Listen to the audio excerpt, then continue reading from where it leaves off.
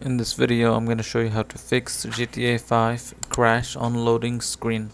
So first thing you can try is go to startup. So if you go to startup over here, let's go to startup apps and try to clear as many apps, like disable as many like unnecessary apps as possible, because these can cause like some lag and can cause your CPU to just heat up. So try to just minimize the apps that are on startup by just disabling them, for example like this.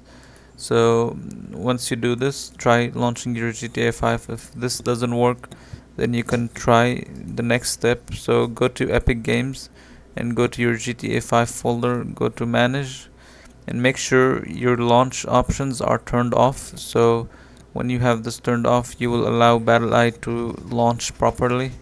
So this way the game will be able to launch. Normally this is on only when someone is trying to launch the game with mods, so just make sure it's off.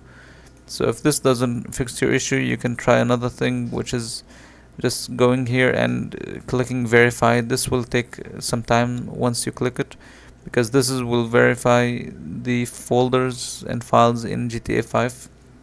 So try this, and just after it loads and verifies the files, try launching the game.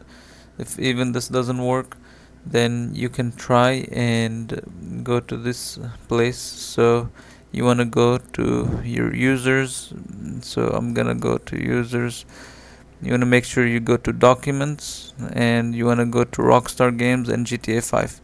Here you want to delete this settings, delete this, and see if this fixes your issue. If even this doesn't fix your issue, you can just try another option, which is just uninstalling the game, and see if uninstalling the game completely and reinstalling it will fix the issue.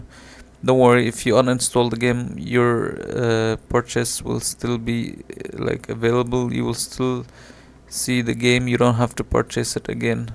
So see if that if that solution fixes your issue. And yeah, and that's it for this video. If you enjoyed this video, make sure to leave a like and subscribe.